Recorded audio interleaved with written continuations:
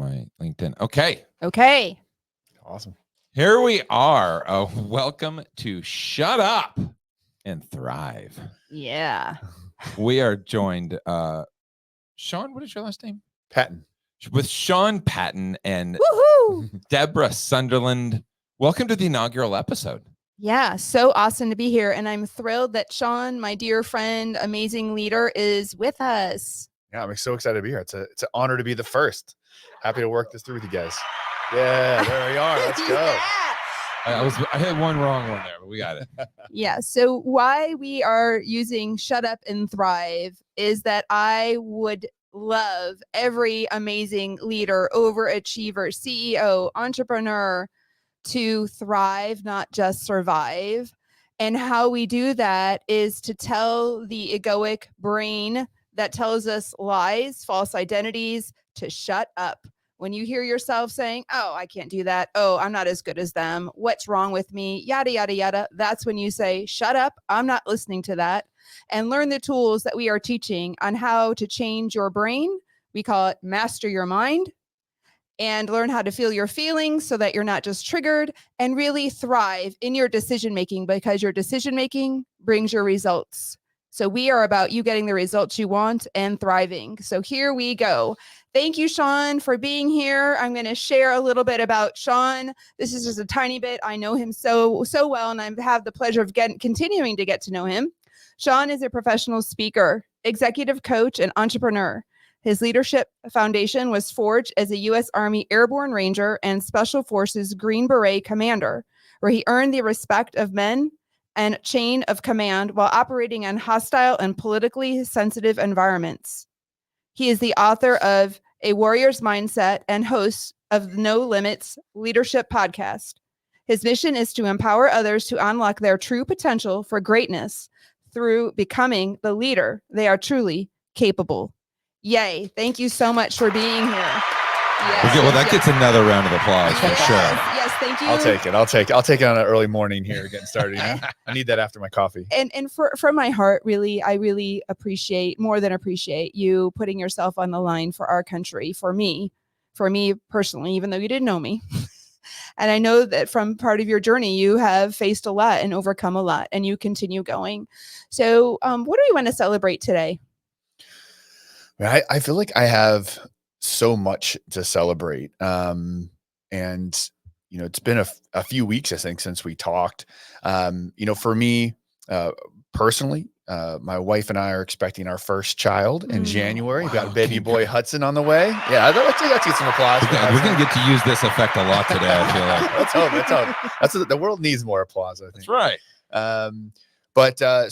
And we are officially in the third trimester today, and mom's healthy and baby's healthy and ahead of the game on the nursery and getting ready for baby shower. And so that's been celebrating that. And that's been a really interesting experience. I'm a little older, father to come into some 41, about to be 42.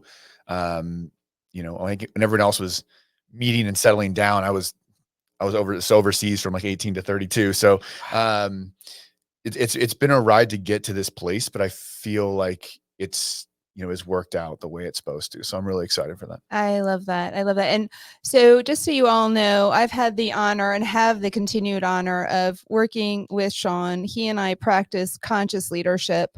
And also my dear co-host, Brandon, he also is a practitioner with me. And what that means is we look at results that are not working for us, not in a way to blame ourselves or be a victim to the world, but to get really curious about how we unconsciously, unintentionally created these results by the way we think, that leads to our feelings, that lead to our behaviors, and then lead to an embedded belief that we're not even aware of. And we've become accustomed in the United States believing that if we do more, we will get the result we want. And that's when I see people really suffer, because they work so hard and they're so brave and courageous, yet they are frustrated, sad, irritated, anxious because they're still not getting the outcome that they're seeking. And so the work I teach and practice myself is let's look at results always and go backwards on how do we create this and take responsibility for ourselves, because as a leader, the only thing we can change is how we think, how we feel, and how we behave. We cannot change that for anyone else, thank goodness, because that's an exercise in futility. But we practice together on getting vulnerable and really looking at the ego, the thought patterns, and we're not our patterns, guys. So I just want you to know that you're not your patterns, but the observer of your pattern. And so observing your pattern is your potential break free to your new result. So, Sean, I would love to hear what's working really well in your work right now. Like, what's one thing you want to celebrate? What's working well for me is I've been expanding my network more intentionally and meeting the right, I say the right people, air quotes, but meeting high quality people. I have been able to provide value to other people and connect them. And I would say through that and having, powerful conversations with with the right people and not just, contacting or putting people out or putting feelers out or talking to people just to do it. Again, just like identifying and putting myself in the right room has led to really good conversations, some more business. And I think more than anything, what I'm continually working on, although I would love to say that there is an end place, like we're going to get to the top of the mountain, but it's probably a continual process of just refining my work and what I want to do and how I want to impact people.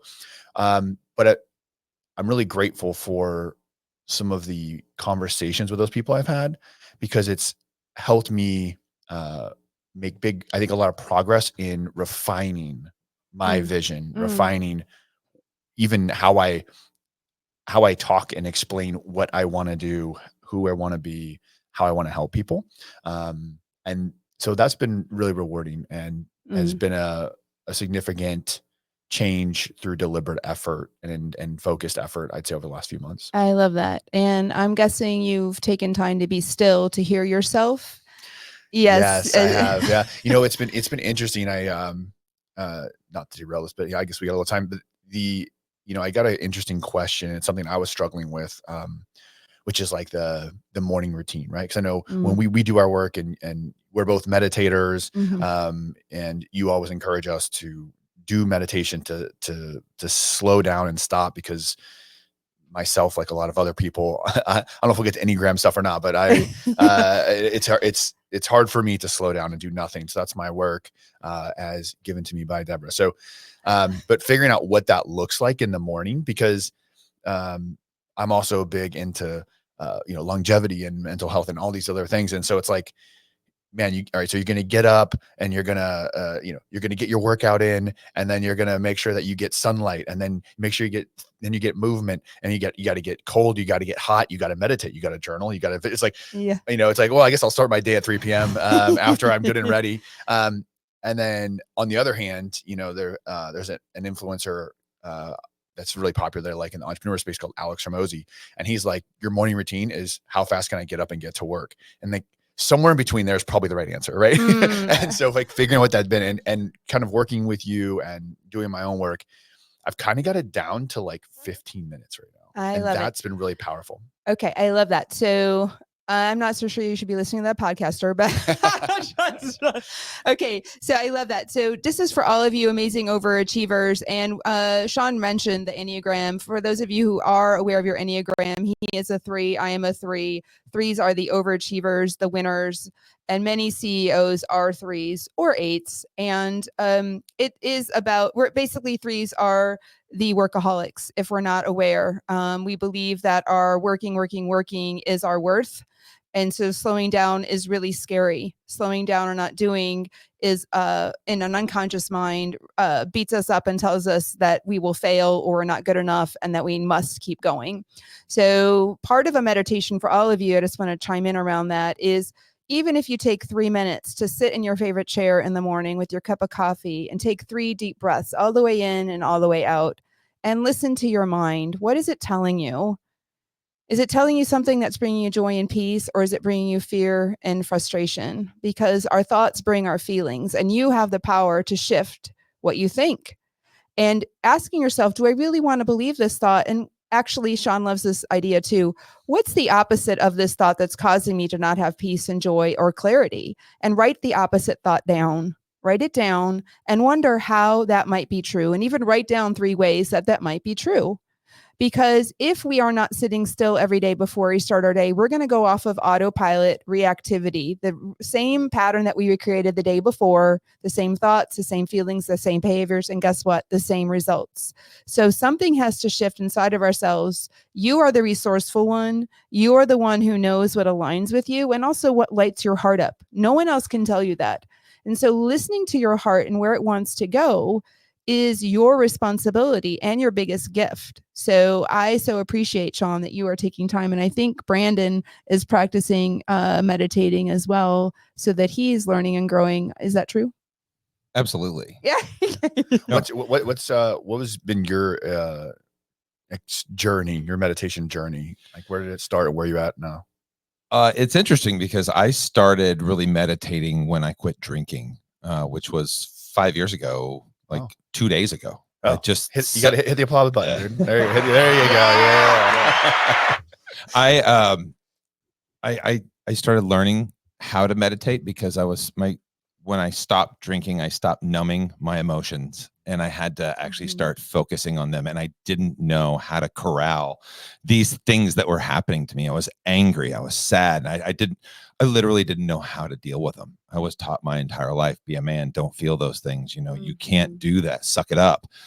And so when I didn't have a way to numb those, I had to find something to replace it. And I didn't want that to be gambling or one of the other many vices you could do. And, through a lot of really support from great people, they've said, sit down, spend that time, be mindful, and start meditating. And every time that I started feeling anxious or any of these feelings, I would stop.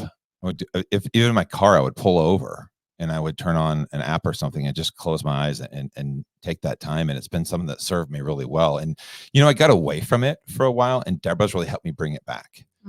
Probably my biggest challenge is the pause, is in those moments where you're really stressed or you're in the middle of it.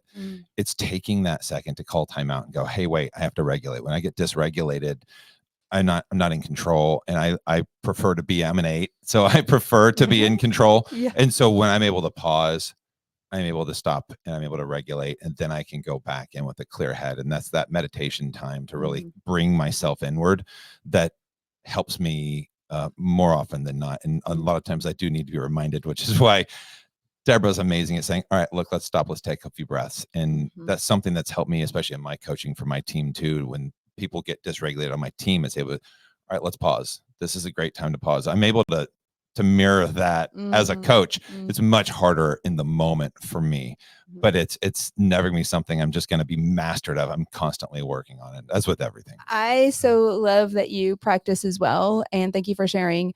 It's never a one and done, guys. It's like Michael Jordan. He never said, oh, I'm not going to practice anymore once he became famous and, key Bulls player. He practiced all the more. And that's what this work is, practicing and being still to know yourself is the practice. And it is uncomfortable because we're not a nation that likes to sit.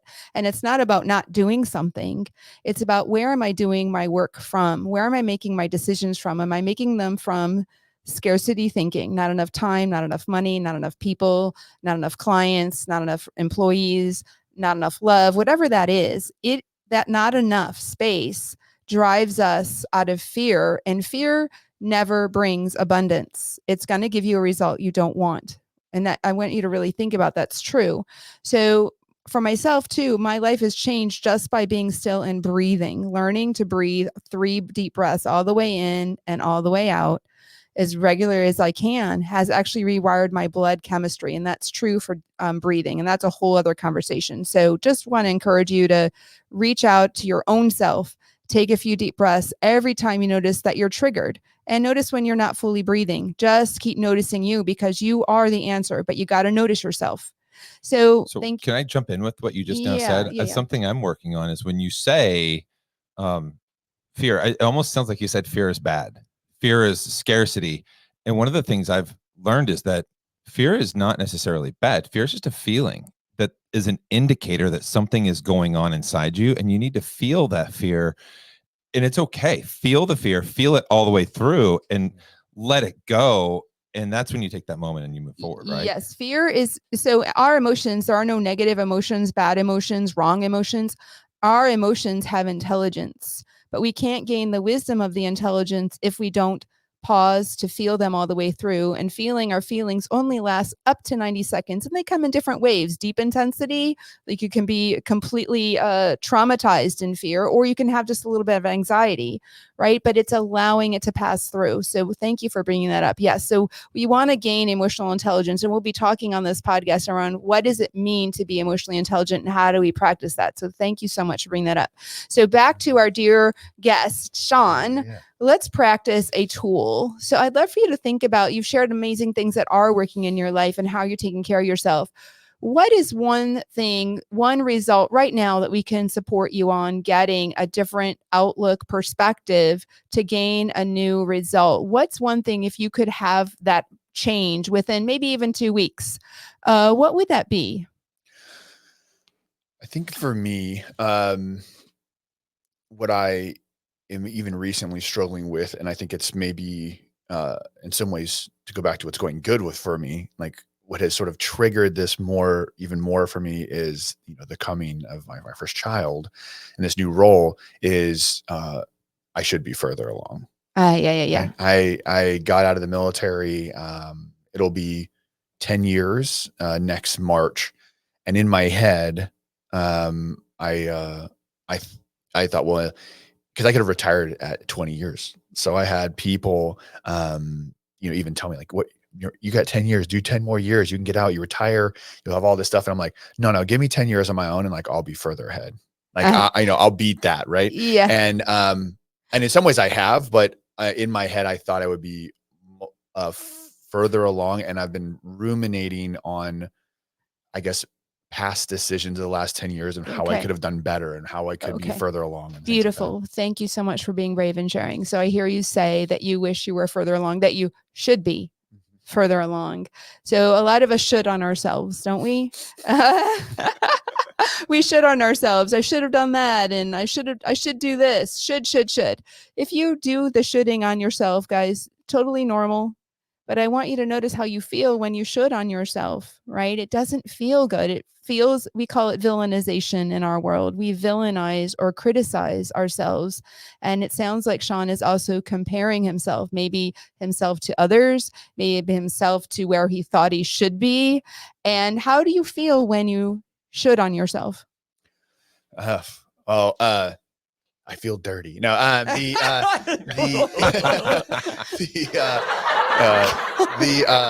yeah, I do. Right. I do feel, I feel bad. I feel, like I'm not good enough. Mm-hmm. I feel, like I'm letting people down. Like, it even makes you start to question, my current decision-making. Cause it's like, oh, if I should have been further along, then I'm not, because I made bad decisions. Am I still making those bad decisions? Mm-hmm.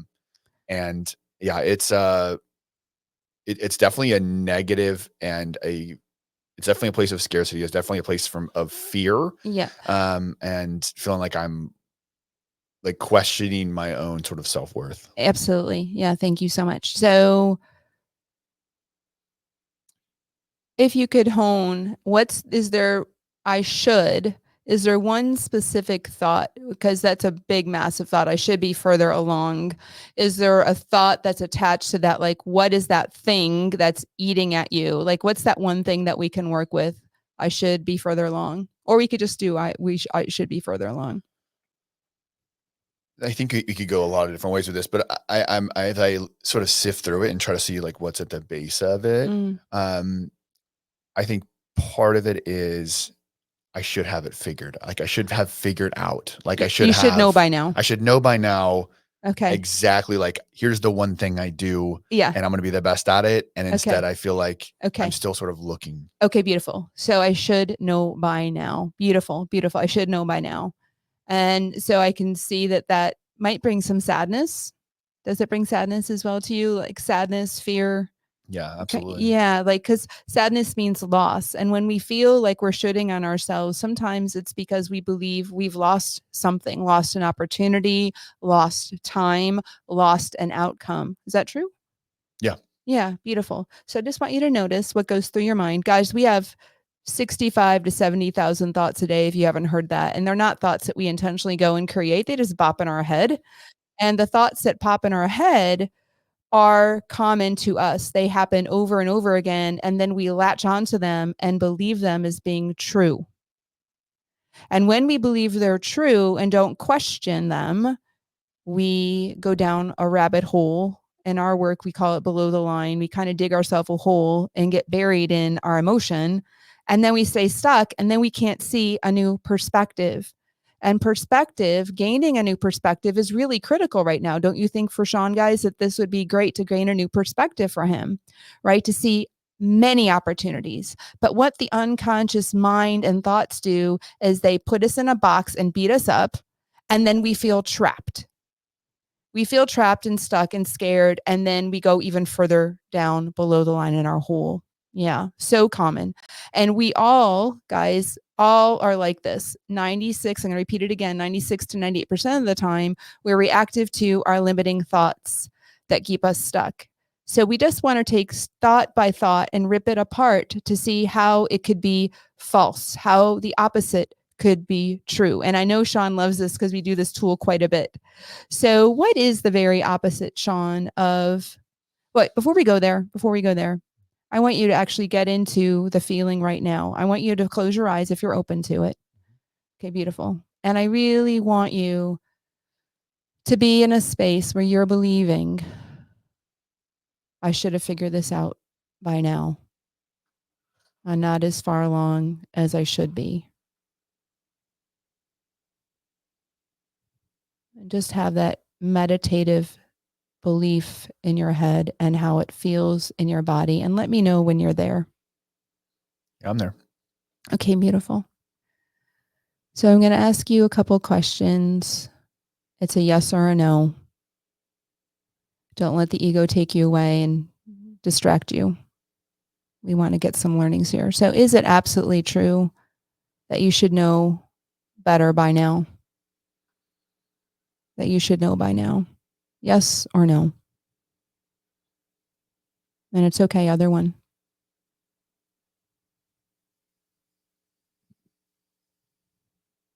No. Okay. It's probably not absolutely true. Okay. Not absolutely, but just is it true? I feel like it's true. Okay, beautiful. So it is true. You have the thought. So the thought is yes. The thought is yes. Yep, the thought is yes. Okay, so let's go to the second question. Is it absolutely true that you should have figured it out by now? Just yes or no? Like going off what I feel? Yep. Yes. Beautiful. Beautiful. Guys, and there's no blame or shame. We kind of pull back and wonder, oh, should I really say this? Because the ego doesn't want you to grow and learn. It doesn't want to break free of its false identity. So I want you to stay with it if you're practicing with us right now around your own question that's causing you to suffer. Third question, stay in your meditative space around this thought. I should have known. I should know by now. Who do you become? How do you react when you believe the thought? I should know by now. I think I get resentful. I get sad. I get angry. I get focused on the past and ruminate on the past. And definitely pulls me to that sort of fear-based fight or flight thinking, where it's really hard for me to think creatively or be positive. Yeah. You just kind of start spinning maybe, and maybe get stuck and continue to think the same thought over and over again, and then you can't see past that thought. Then as you think that thought over and over again, I should know this by now, whatever that is that you are wanting to know, then you panic. I bet at times when it's a big decision, and then you get more scared and your body might even start to tremble.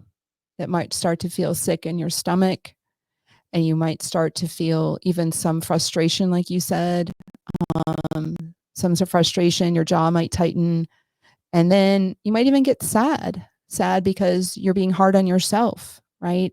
Unconditional love is not here in this moment, and you're beating yourself up. And that's sad when we treat ourselves like that, but no blame or shame. I just want you to notice that thought pattern. Beautiful. So I'm just wondering how this thinking, it's really served you a lot in your life, because you wouldn't have been successful in really trying to figure out answers when you were in the army and trying to keep your people safe, or know where the bad guy is, or right, and all the things. You've been at high stakes before, and sometimes the mind, when you're in this space, acts like it's in high stakes, just like you're in threat, right?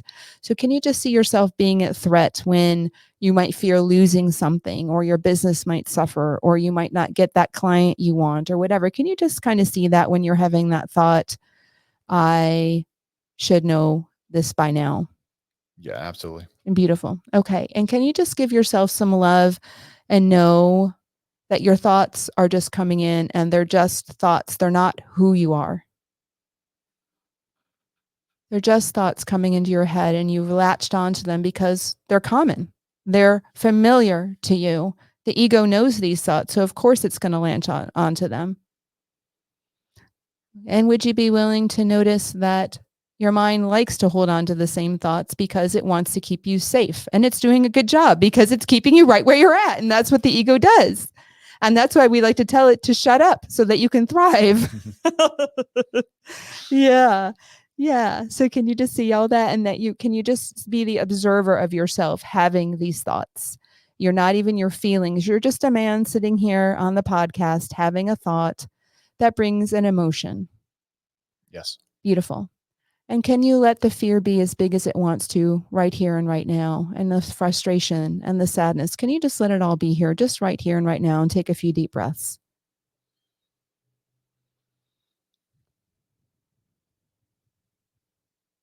Let it get as big as it wants to pass through your body.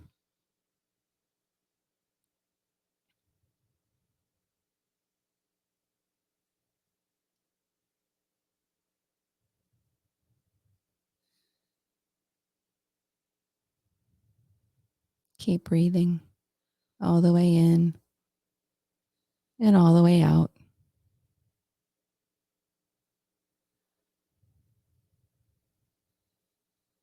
What are you noticing now?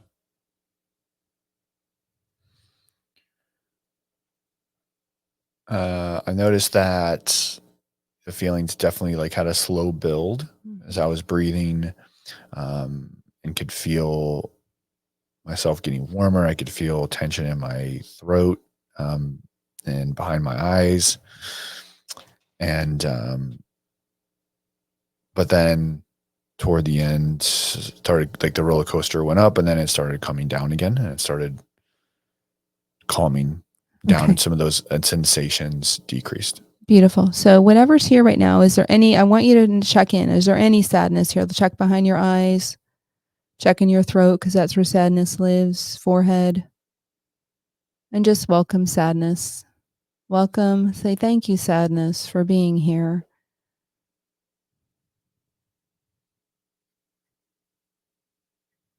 We are so powerful if we listen to our wisdom. We are powerful beyond measure because we have the tools of our emotions. And sadness wants to leave so something new can replace it. That's why sadness comes, why loss comes, because there's something that wants to come in its place. So just allow the sadness to be here and thank it.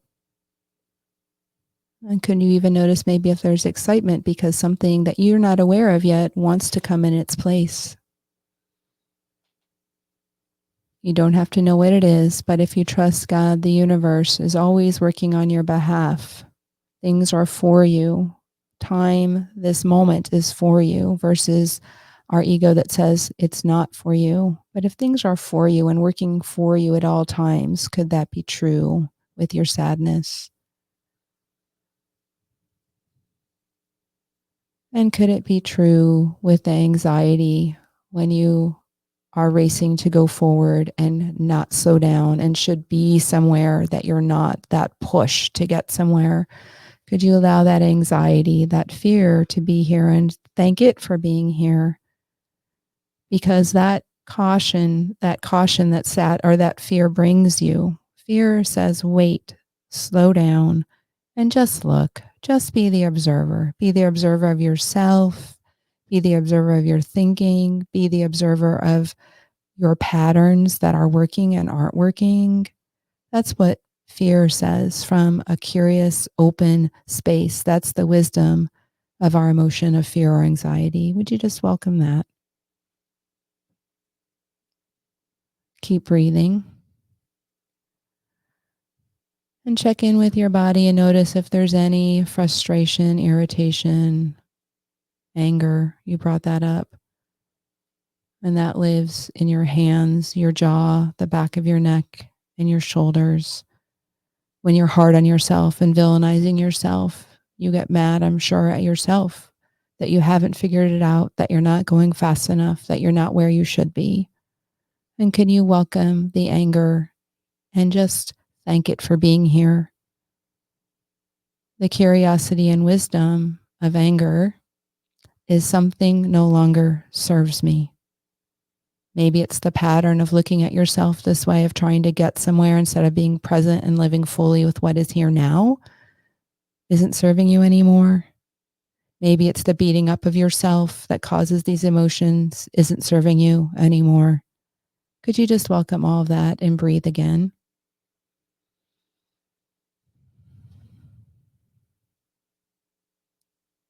And I'm wondering if you're ready to go to the last and fourth question of, if you no longer had this thought, it's a rewiring of your program, just like rewiring your computer when you get an upgrade on Apple to rewire your phone or your computer. It's another new download. We're doing that for your brain.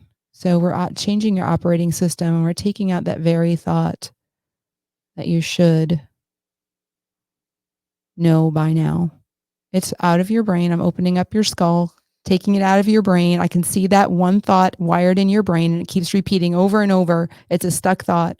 I'm taking it out, throwing it in the trash, gently closing your brain and your skull. It's no longer in your operating system. You can no longer think, I should know by now.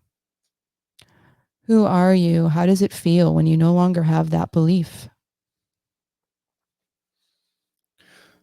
Definitely feels freer. There's like space for joy, optimism that so we sort of like talk through the emotions, and I was feeling sort of let the emotions kind of go and feeling those different ones inside. Before you even said it, I started noticing the space for the excitement of possibilities. Mm-hmm. So yeah, with that thought being gone, there's space for, I think, excitement for the future and more joy and openness. Yeah. I guess the way to describe it for the present. Beautiful, because now you're giving yourself room in your mind and in your body, the wisdom of your head, heart, and gut. Guys, we believe in 3 wisdom areas: head, heart, and body. You don't have just your head. In fact, that's your least most important part to make your decisions from. First, it's your heart, and then it's your gut. Those are your wisdom centers. And lastly, check in with your head. So thank you for doing that. So notice that when you checked in with yourself around that, you are now creating a new place for perspective.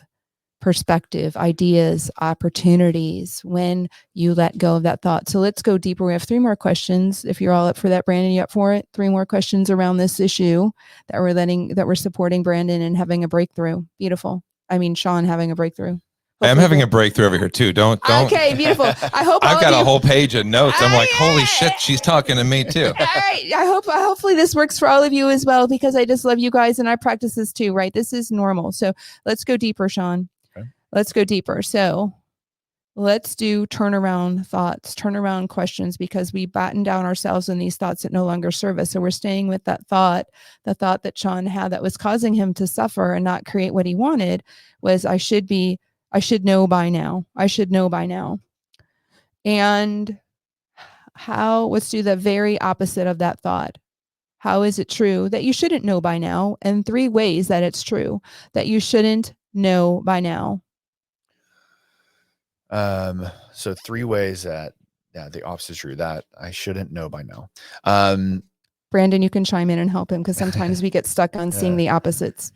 Yeah, I think the fact that the world and opportunities are always changing and I'm always changing. And so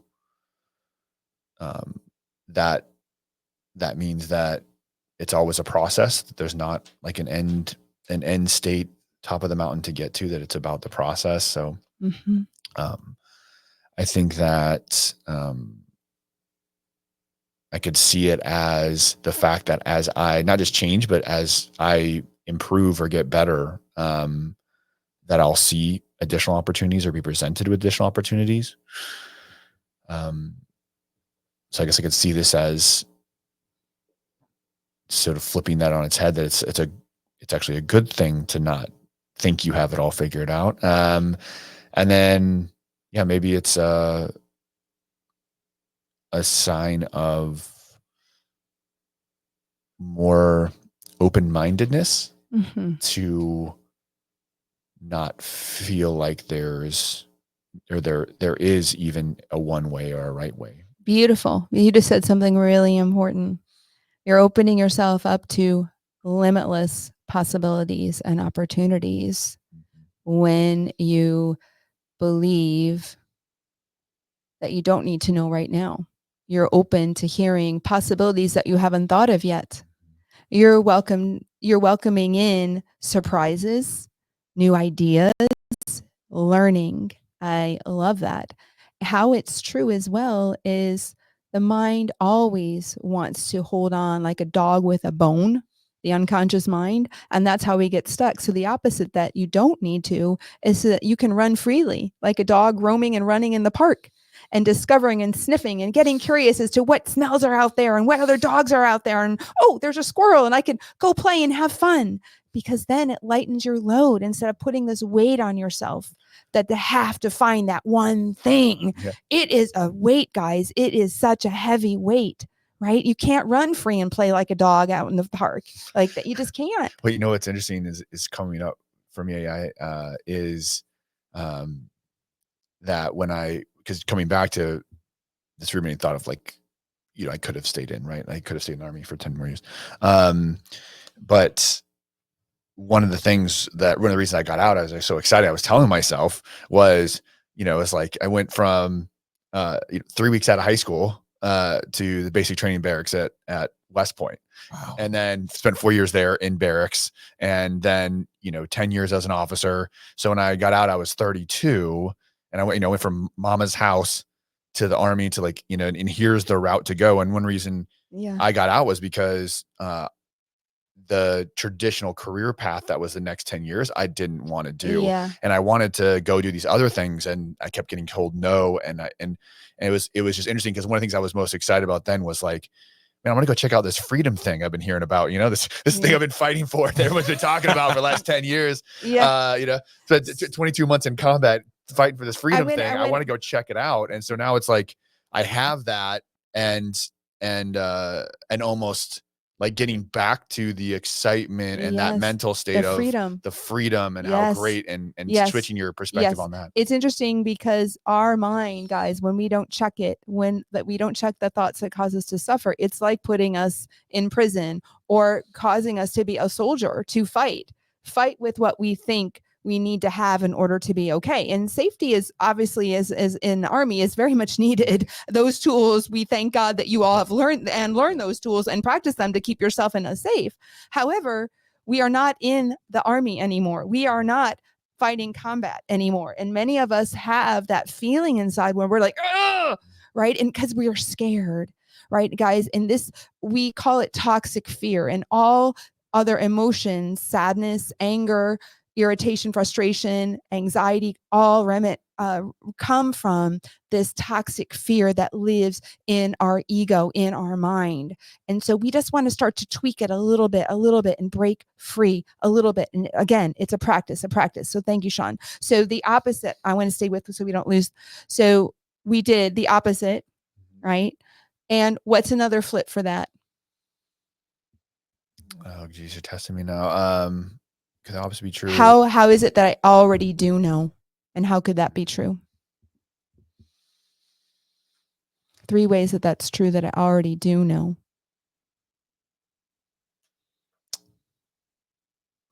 That I already do know what I should be doing, right? Yeah. I would say I do have I have great relationships in my life. And so like those decisions, whatever that, I've made decisions that have put me in a position to have a great marriage. My relationship with my family is good. I have a good quality like tribe of friends around me. And so that's one. I'd say relationships are good. I'd say I guess the work I do, I have the freedom to choose. Like I only do work. I mean, very few people can say that every day I get up and I only do the work that I want to do. And I'm not being forced to do anything else. And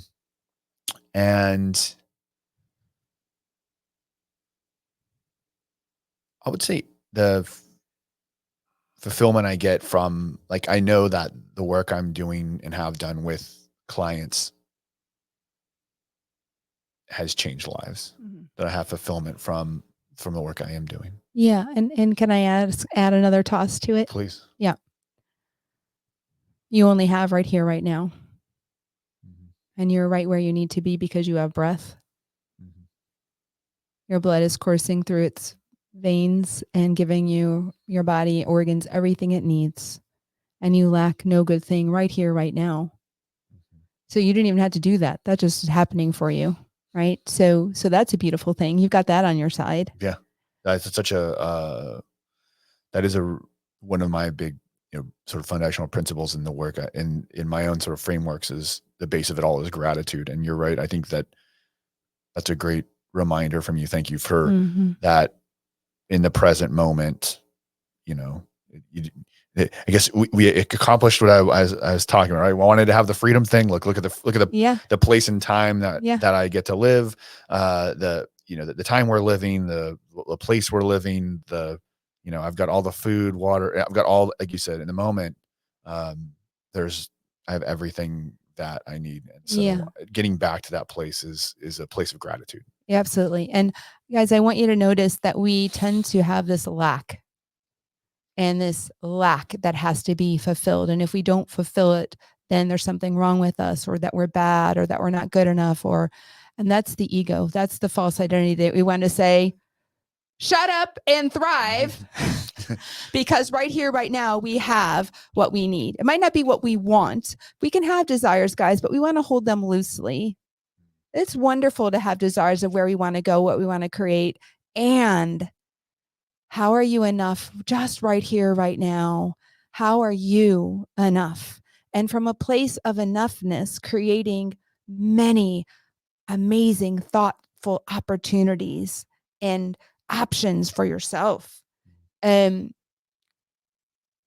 Byron Katie, who some of this work is what we're doing, is called The Work, always says, and I love her thought, when it's time to know, you will know. The ego is always seeking. It's vigilant to seek what could go wrong, who's wrong, what will happen. Guys, this is what happens to our brain. And that's not who you are. And it runs our life and it berates us. So that's when I'm going to say, shut up. I'm fine right where I'm at. I'm safe right where I'm at. I have more than what I need than most people in the world. And if I have enough, what excites me from my heart? If I'm going to do 3 things today, and I'd love for you guys to practice this, the first most important 3 things in your morning is meditate, breathe, listen to yourself. Do this work I'm teaching all of you right now. How could the opposite be true? Love yourself, hear yourself, get into the meditative space, be the observer of yourself, and you're not your thoughts, you're not your patterns, you're not your feelings, you're just having them, you're just experiencing them. And you're the chooser of how you want to experience your life by being still and noticing what's serving you and what's not. And asking yourself, how is it true that I have exactly what I need right now? And where does my heart want to grow today? What excites me and where does it want to expand? Just 3 areas I want to focus on that's going to bring me more joy and peace, maybe in my life, my work, not because you have to or should, but what brings you peace and joy. Do those first 3 things every day in the morning. I promise you, you will move the needle for your life and your business. I want to call out 2 things real quick. One is that I think that's at least maybe I'm remember the first time I've heard you say, and I think it's really powerful to call out, like to it's great to have desires, but to hold on to them loosely. I think like that's gold. That goes on the reel for this, this episode or whatever we post on it. Cause that's gold. And then, I appreciate the end there. You talk about that's going to really help because to kind of bring it full circle to that 15 minutes I was talking about in the morning, and it's 5 minutes of meditation based on kind of our conversations, 5 minutes of journaling of like what I'm actually thinking in my head. And then I take 5 minutes to visualize the rest of my day of how that's going to work. So I'm going to take and add to that or inside of that structure, add the thought patterns you were just talking about. I love that. I'd love for you to consider adding one more thing with that if you're open to it. Sure. Because you brought it up. I love it. So our mind has a most fear around whatever that is, whatever you want to accomplish, wherever you want to achieve, wherever you want to get to, guys. So I want you to ask yourself, just in your sitting and you're meditating, what do I most fear? And let your brain tell you. Let your brain, what do I most fear right now? Just right now, not my whole life, just right here, right now. What do I most fear? And write it down. And then ask yourself, what do I most want? And write that down. Because what we most want is always coupled with a most fear. And fear typically, in an unconscious mind, unchecked mind, will win. But if we can just see ourselves having both thoughts, both feelings of what we most want and what we most fear, we notice that we can have both. We can see both. We can feel both. And then we can choose. So let the fear be there. Get curious around it. Use the wisdom. What needs to be paid attention to? Breathe and let the emotion come through. And then ask yourself, okay, so what is it that I most want today? With lightness, with love. And what's that one thing I can do that will be serving my heart? Or 3 things, as I said earlier, that are going to serve my heart to accomplish that desire. The wisdom is inside of you, guys. The wisdom is inside. Again, I'm going to say that. The wisdom and the resourcefulness is not outside of you. It is inside of you. And if you can see the tactics that your brain plays, and if you can feel your emotions all the way through, you're going to gain the wisdom and clarity of what your next steps are. So today, Sean, will you share with us your breakthrough and what are your next steps are going to be to bring what you are seeking? And that's going to bring you more joy and clarity. Yeah, absolutely. So I think the first is going to be an increased awareness of, kind of what Brandon was talking about at the beginning, like catching myself when those thoughts and those emotions of scarcity and I'm not enough, or I should be further, like trying to catch those as soon as I recognize them, and then to take action when I recognize them. How will you take action? I'll stop and breathe and meditate and feel the feeling all the way through, and then I think I'm going to try the fear and want exercise Yeah. you just mentioned. Yeah, beautiful. And I would think I love that. And I want to say I would like to add to you saying out loud so you can hear yourself saying how everything, what you have, what you can see in front of you is enough. I have clothes on. I have shoes on. I have a computer. I have electricity. I have a family that loves me. I have food. I have shelter. I want you to list as many things that are enough for you. Get into the enoughness space and just list it all out. And now, what else do I have? I can see. I can talk. I have breath. Because one day, guys, we won't have breath. I want you to appreciate that you have breath. And because you have breath, you are worthy. You are enough. And you lack no good thing inside. And if you believe you lack no good thing inside because of who you are, the world is your oyster. You can choose and do whatever you want. Right? So reminding yourself, because the ego is constantly going to beat you up and say you're not enough and you don't have enough. So we must practice how I am enough, how I do have enough right here, right now. Beautiful. So today, what is the thing you're going to accomplish for yourself that brings you joy and peace in your heart? What's the one desire you want to set out today that will fulfill? It could be just a tiny thing.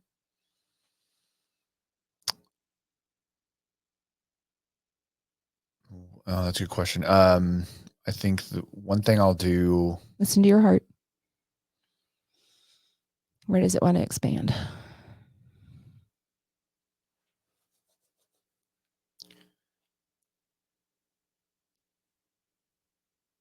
I think I'm going to take the time to sit down and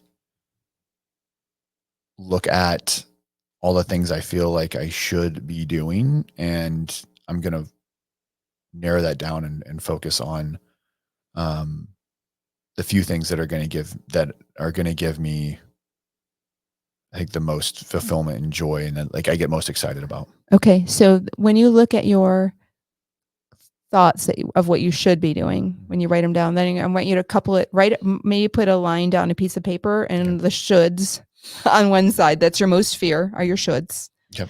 And then on the right side is like, so there's a want in there with that should. What's the want? What's my desire in there? What's my heart really saying about this that I won't fear? And my fear comes up because I won't create that. So can I just know myself more?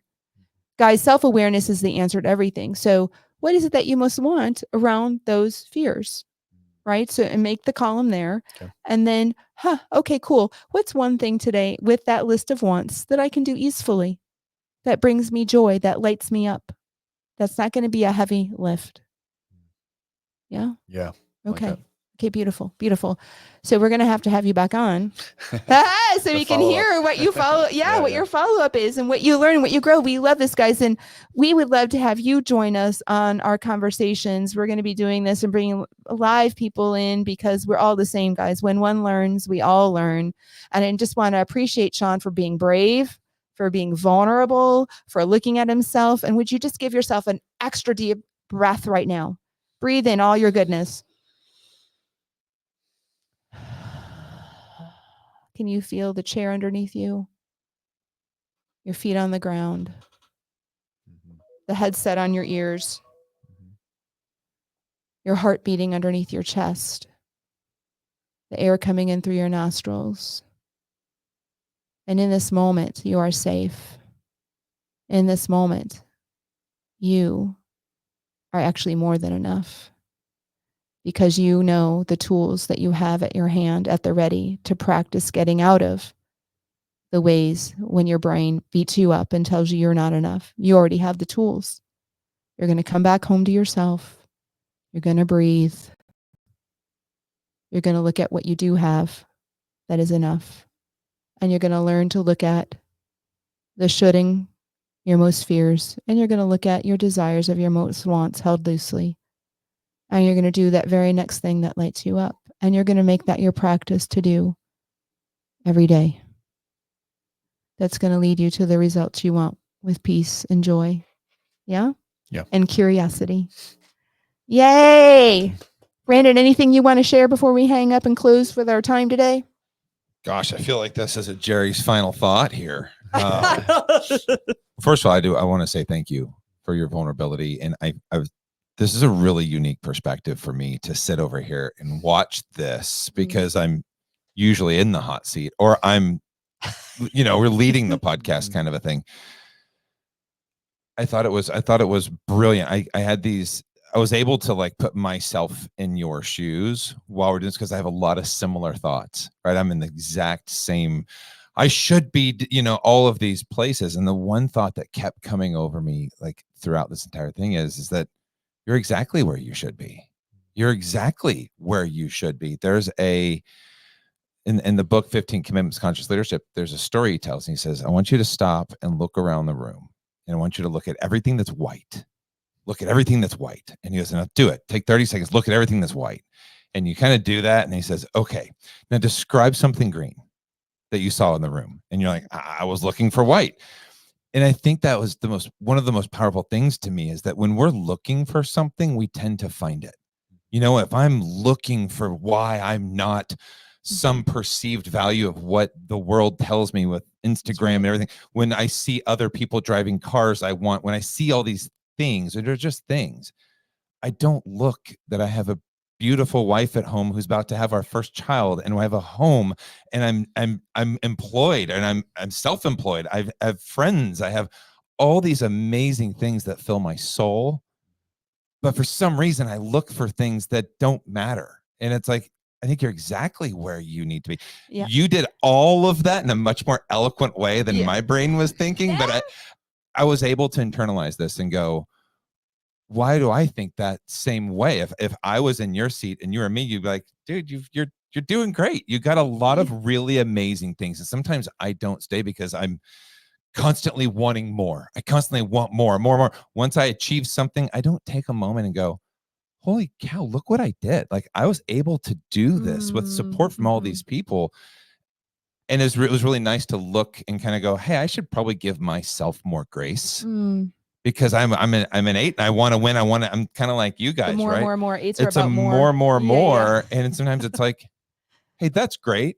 Okay, but what part do I play in a result that I don't want? And if the result I don't want is I'm overwhelmed, or I don't know, or I think I should be somewhere, then I can stop, slow down, pause.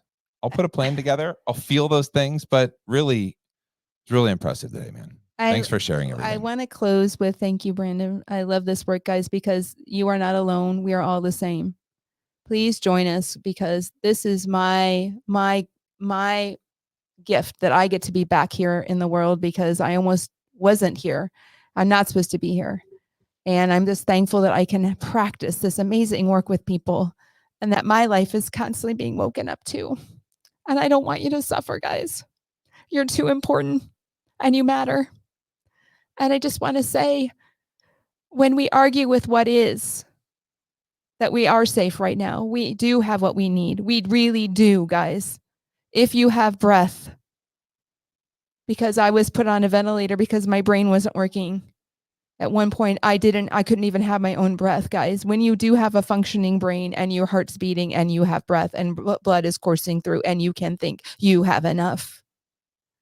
And when we argue with we don't have enough, we are arguing with what is. We do have enough. And when we argue with what is, we suffer. That's Byron's Katie as well. She says, when we argue with what is, we suffer. And I don't want you to suffer. I want you to spiral up into joy, peace, clarity, creativity. I want your businesses to thrive. I want you to thrive. I want your families to thrive. I want your life to thrive. And you are able to do that. So please continue to join us, chime in, jump in, be on this journey with us. Reach out to Sean. Sean, will you share how people can reach out to you? Yeah, sure. You can find me on LinkedIn, probably the easiest. Just Sean, S-E-A-N, and Patton, P-A-T-T-O-N. And you can find my company at nolimitleaders.com. That's right. That's right. And Sean and I are doing things together, so you can join us together as well. We're learning and growing all the time, and you can jump on our podcast. If you want to get on here, let us know. We'd love to support you. We are here, you amazing leaders. Brandon, anything you want to say before we close our first podcast? I think you did a great job. I think that we talk about us, but I think you, Debra, are a gift and you are a light. And I thank you for coming in here and sharing your wisdom with both of us. And I am so over the moon excited to continue to do this with you. if today's episode is any indicator, I'm going to really enjoy doing this on a regular basis. Amazing. Thank you, my friend. Thank you, my partners. Sending so much love to you all. All right. Thank you for joining us for Shut Up and Thrive, episode number 1. We'll be back again soon. Thanks for listening.